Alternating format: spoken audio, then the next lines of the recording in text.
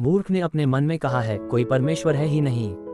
वे बिगड़ गए, उन्होंने घिनौने काम किए हैं, कोई सुकर्मी नहीं।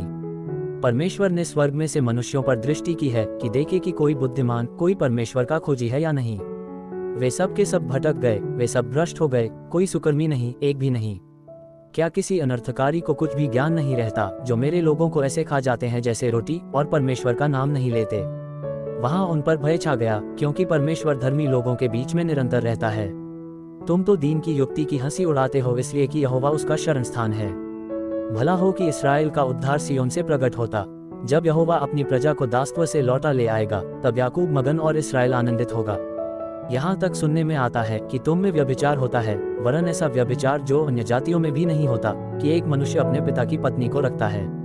और तुम शोक तो नहीं करते, जिससे ऐसा काम करने वाला तुम्हारे बीच में से निकाला जाता, परंतु घमंड करते हो। मैं तो शरीर के भाव से दूर था, परंतु आत्मा के भाव से तुम्हारे साथ होकर, मानो उपस्थिति की दशा में ऐसे काम करने वाले के विषय में यह आज्ञा दे चुका हूँ कि जब तुम और मेरी आत्मा हमारे प्रभु यीशु की सामर्थ के साथ इकट्ठे हो, तो ऐसा मनुष्य हमारे प्रभु यीशु के नाम से शरीर के विनाश के लिए शैतान को सौंपा जाए, ताकि उसकी आत्मा प्रभु यीशु के दिन में उद्धार पाए। तुम्हारा घमंड करना अच्छा नहीं। क्या तुम नहीं जानते कि थोड़ा सा खमीर पूरे गूंदे हुए आटे को खमीर कर देता है?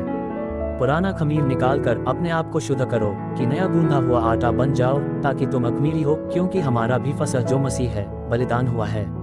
सो आओ हम उत्सव में आनंद मनावें, न तो पुराने खमीर से और न बुराई और दुष्टता के खमीर से, परंतु सीधाई और सच्चाई की अखमीरी रोटी से। मैंने अपनी पत्री में तुम्हें लिखा है कि व्यभिचारियों की संगति न करना। यह नहीं कि तुम बिल्कुल इस जगत के व्यभिचारियों या लोभियों या अंधेर करने वालों या मूर्ति पूजकों की संगति न करो, क्योंकि इस दशा में तो तुम्हें जगत में से निकल जाना ही पड़ता।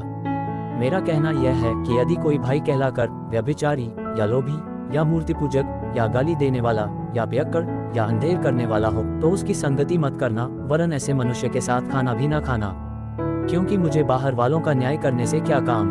क्या तुम भीतर वालों का न्याय नहीं करते? परंतु बाहर वालों का न्याय परमेश्वर करता है। इसलिए उस कुकर्मी को अपने बीच में से निकाल दो।